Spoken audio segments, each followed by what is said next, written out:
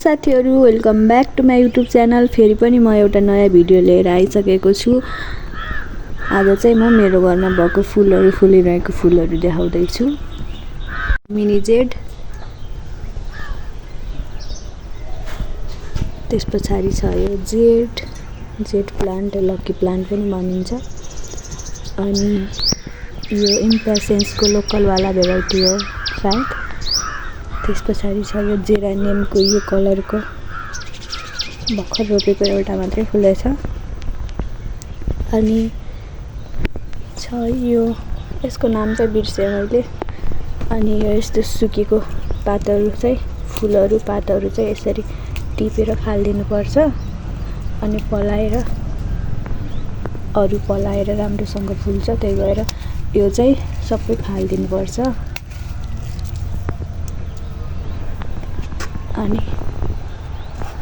अनि यो चाहिँ मदर प्लान्ट हो। अनि यसबाट चाहिँ यो बनाएको। अनि यो कलरको जेरानियम छ अर्को चाहिँ, यति ठुलो फुलिरहेछ, यति ठुलो फुल्छ। तर यो चाहिँ फुलेर पनि सुकिसकेछ। अनि अर्को छ यो प्लान्टको नाम पनि बिर्सेँ मैले, याद चाहिँ थियो। यति राम्रो हुन्छ, मलाई चाहिँ कति राम्रो लागेर मैले एउटा हाँगो ल्याएर आएको थिएँ काठमाडौँबाट आउँदा। दसैँमा एउटा हाँगो गाडेर गएको सानो, अहिले चाहिँ यति राम्रो भएछ के, यति ठुलो भयो, कति राम्रो भएछ। अनि अर्को छ यो कलरको, ओरेन्ज कलरको क्यालान्चो। यो चाहिँ सानो एउटा मात्रै फुलिरहेछ। भर्खर फुल्नुभन्दा अगाडि, धेरै अगाडि रोपेपछि राम्रोसँग फुल्थ्यो होला। अब अर्को साल चाहिँ राम्रोसँग फुल्छ। अनि अर्को छ यो कलरको जेरानियम छ। यो पनि यति ठुलो कति राम्रो फुलिरहेछ। अनि यो यसमा पनि यसरी फुलेको हाँगाहरू फालिदिनु पर्छ। फाल्नु बिर्सेको रहेछ। फुलिसकेको चाहिँ यसरी टिपेर फालिदिनु पर्छ। अनि नयाँ पलाएर राम्रो धेरै कुपिलाहरू लागेर धेरै फुल्छ।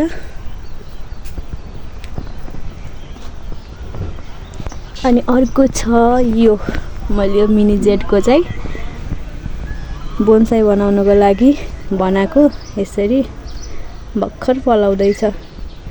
दसैँ तिहार पछाडि जाँदाखेरि काठमाडौँ जाँदा रोपेर गएको थिएँ सानो हाँगा काटेर। अहिले यत्रो भयो। अनि अर्को छ यो रेड कलरको क्यालान्चो। यो क्यालान्चो पनि सबै फुलेर सकिसक्न लागेछ। अलिअलि बाँकी छ। कति राम्रो छ। क्यामेरामा त अलि अर्कै कलर देखाइराख, रियलमा त यति रेड कलरको कति राम्रो छ। अनि त्यसपछि छ यो कार्नेसनको हाइब्रिडवाला भेराइटी हो, पिङ्कमा। अनि यो चाहिँ मैले हजुरहरूलाई देखाउन को लागि चाहिँ मैले हिजो फाल्न लाएको थिएँ। अनि नफालेको भिडियोमा बनाउँछु भनेर। यो चाहिँ सबै फालिदिनु पर्छ, म अहिले फाल्छु। अनि यहाँ छ भिन्का। यो बुढो भइसकेको छ, अब यो फालिदिने भइसकेको छ। काट्दा पनि हुन्छ। एउटा यो कलरको भिन्का छ, एउटा यो कलरको छ। अनि यो चाहिँ मैले भर्खर रोपेको, यो चाहिँ काठमाडौँबाट लिएर आएर। अनि यो चाहिँ यसबाट हाँगा रहेछ, ट्रिमिङ गर्दा यता रोपेको। अनि यो पनि यति राम्रो छ, काठमाडौँबाट ल्याउँदाखेरि पनि पातहरू खासै नझरेको के, कति राम्रो। मैले एउटा होटेलमा नास्ता खाँदा चोरेर ल्याएको साथीहरू, हाँगा भाँचेर चोरेर त के भन्नु। मैले चाहिँ त्यसलाई चोरेको जस्तो लाग्दैन, किनकि त्यहाँबाट सबै सखा पारेर ल्याउनु नै चोरेको। तर एउटा हाँगा भाँचेर ल्याएर घरमा ल्याएर रोपेर राम्रो हुन्छ भने चोर चाहिँ कसरी भन्न मिल्छ। खासमा चोरेकै भयो। अनि यहाँ चाहिँ स्ट्रबेरी भर्खर फल्दैछ। अनि यहाँ पनि अर्को यसकैबाट ल्याएर रोपेको मदर प्लान्ट चाहिँ यो है। यो पनि मैले काठमाडौँबाट आउँदाखेरि किनेर ल्याएर रातभरि बसमा हात यसरी खुट्टामा राखेर लिएर आएको पोलीलाई। त्यति बेला मैले त कस्तो पागल हो, त्यति बेला चाहिँ मलाई प्लान्टलाई यो गत्तामा प्याक गरेर ल्याउनु मिल्छ भन्ने नै थाहा थिएन कि मर्छ भनेर मैले खुट्टामा राखेर लिएर आएको कि। कति माया हो मेरो प्लान्टको लागि। अनि अर्को छ यो बेगोनियाको भेराइटी हो। यो चाहिँ डबल पेटलमा हो कि, सिङ्गल पेटलमा पनि हुन्छ। यो चाहिँ डबल पेटलमा हो। यति राम्रो फुलिरहेछ। अनि यहाँ पनि सुकेको पातहरू रहेछ। यो चाहिँ फाल्नुपर्छ। अनि अर्को छ यो चाहिँ यसको नामै थाहा भएन। कति राम्रो थियो, व्हाइट कलरको थियो। अहिले पछि चाहिँ रेड कलरको पातहरू रहेछ। पहिला चाहिँ व्हाइट भेरिकेटर जस्तो थियो। अनि मैले यो चाहिँ एउटा ब्याङ्कको बाहिर थियो अनि एउटा हाँगाबाट लिएर आएको बर्दियाबाट। जहाँ गए पनि फुल त ल्याउनै छाड्ने होइन कि, मन पर्यो भने त मागेर हुन्छ कि टिपेर हुन्छ कि हाँगा। अनि यहाँ छ यो स्नेक प्लान्ट, यति राम्रो छ। अनि यसमा चाहिँ अरू दुईवटा आउनु छ, एउटा अनि यहाँभित्र एउटा छ, एउटा चाहिँ यहाँ छ। अनि अर्को छ यो, यसको नाम नै बिर्सेँ मैले, आएको थियो।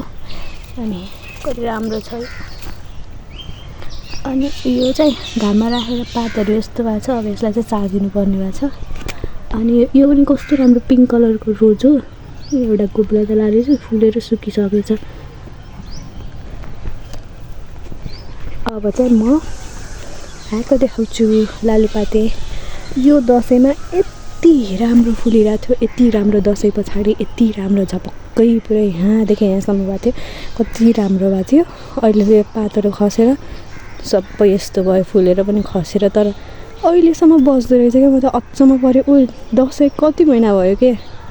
अनि टिकटकमा मैले यसको भिडियो बनाएर राखेको थिएँ कि कति राम्रो झपक्क देखेको थियो। अनि यहाँ छ व्हाइट कलरको रोज। अनि यो रेड कलरको रोज कति राम्रो।